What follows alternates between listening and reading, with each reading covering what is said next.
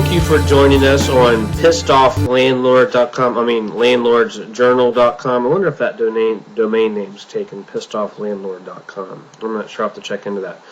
But anyway, I've been getting a lot of questions, a lot of tenant questions. I don't get a lot of real estate investor questions like I had anticipated. I'm getting a lot of tenant questions asking all sorts of different kinds of questions because they're pissed off at their landlord. They're mad at their landlord, and they want to know what they can do about it. I've been trying to group all of the questions on the sidebar. A lot of the questions are the same kind of questions, basically the same thing, and I've organized them on the right-hand side of landlordsjournal.com to get the answers to those. There's no way that I could go through and answer and email each one of you back the correct response. So if you could just look on the sidebar, your question's probably answered on there. You probably will not get an email from me because I just don't have the time to go through all of them right now. And I don't have the money to hire someone to answer all of them for you. So anyway, that's what I'm going to do. I'm going to organize all the questions because, again, they are basically the same thing repeated over and over.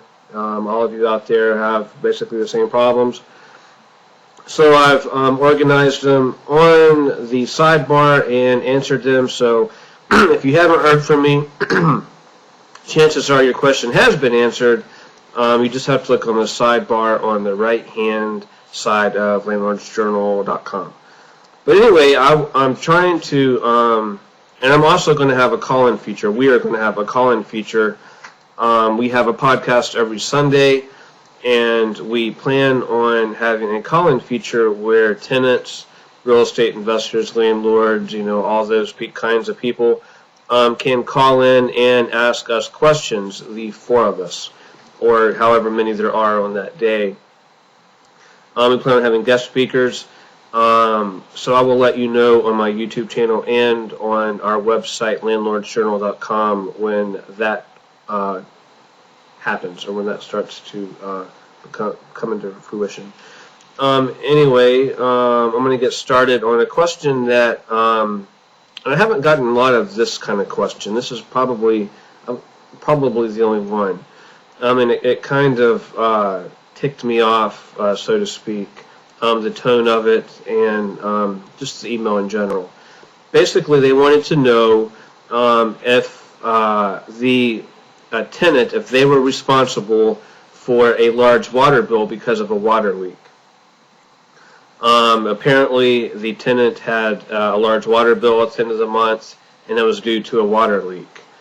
If you know that there's a water leak in your house, you need to tell the landlord that there's a water leak in your house.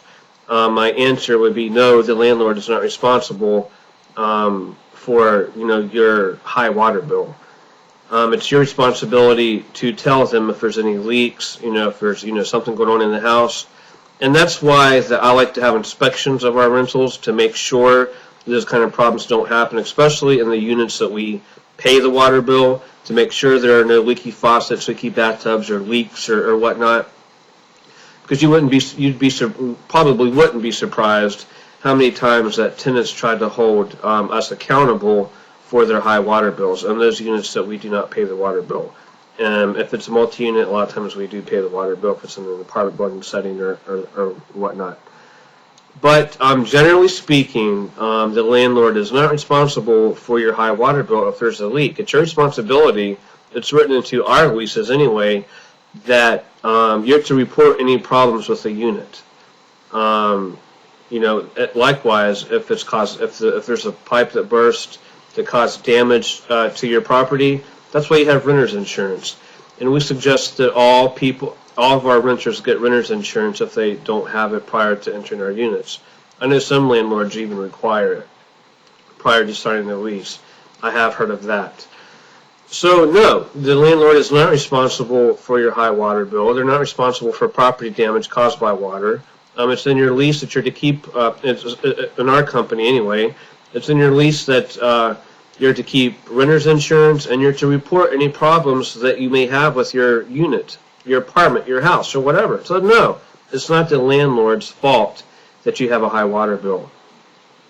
So, chalk it up to being ignorant, and everybody wants to try to blame someone else.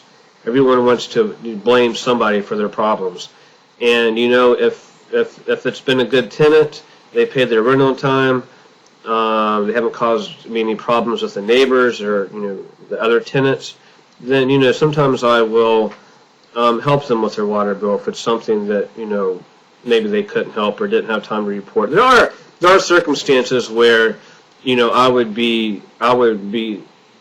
hold myself responsible for it somewhat, but for the most part, it is a tenant's responsibility to make sure that their pipes are not leaking, that their water bill is in check.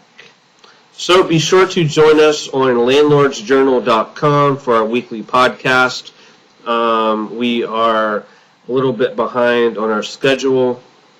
We've had some people being out of town. I've been out of town, and we haven't had it quite together yet.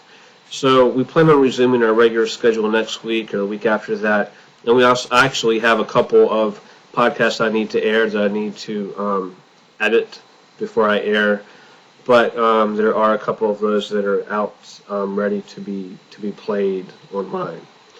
So be sure to join us for that on landlordsjournal.com and keep asking those questions, and I'll try to answer them as best as I can.